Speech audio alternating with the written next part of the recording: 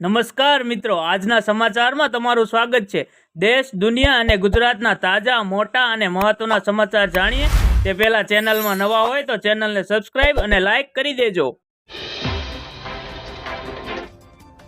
આગળના મહત્વના સમાચારની વાત કરીએ તો લોકસભાની ચૂંટણી જેમ જેમ નજીક આવતી જાય છે તેમ દારૂની હેરાફેરી પણ મોટા પ્રમાણમાં થઈ રહી છે।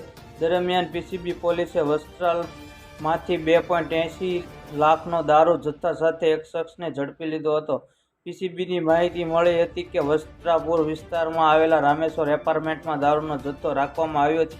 આ માહિતીના આધારે પોલીસે આ એપાર્ટમેન્ટમાં દરોડા પાડ્યા હતા, જેમાં પોલીસને અહીંથી 2.80 લાખ રૂપિયાનો કિંમતી દારૂનો જથ્થો મળી આવ્યો હતો। પોલીસે આ કેસમાં યશ જોશી નામના આરોપીની ધરપકડ કરી છે। આગળના મહત્વના સમાચારની વાત કરીએ તો અમદાવાદ શહેરમાં અચાનક જ વાતાવરણમાં પલટો આવ્યો હતો।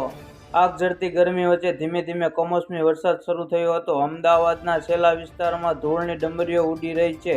આ ઉપરાંત ચાંદખેડા સહિતના વિસ્તારોમાં વરસાદ શરૂ થયો છે। બોપલ, ભૂમા, થલતેજ વિસ્તારમાં વાતાવરણમાં પલટો આવ્યો છે। અમદાવાદ શહેરના અનેક વિસ્તારોમાં વાતાવરણમાં પલટો આવતા લોકોને ગરમીમાંથી આંશિક રાહત મળી છે। આગળના મહત્વના સમાચારની વાત કરીએ તો એલપીજી ગ્રાહકો માટે સારા સમાચાર। 12 સિલિન્ડર પર મળશે 300ની સબસિડી। એલપીજી નવીનતમ ભાવ ચાલુ નાણાકીય વર્ષમાં એટલે કે એપ્રિલ 2024 થી માર્ચ 2025 સુધી કરોડો લોકોને એલપીજી સિલિન્ડર પર સબસિડી મળશે। આ સબસિડી 300 રૂપિયાની હશે। તેનો લાભ માત્ર 12 સિલિન્ડર પર જ મળશે। તેનો લાભ લેવા માટે ઉજ્જવલા યોજના સાથે જોડાયેલા હોવું ફરજિયાત છે। તમને જણાવી દઈએ કે ઉજ્જવલા યોજના હેઠળ 9 કરોડથી વધુ લોકો જોડાયેલા છે।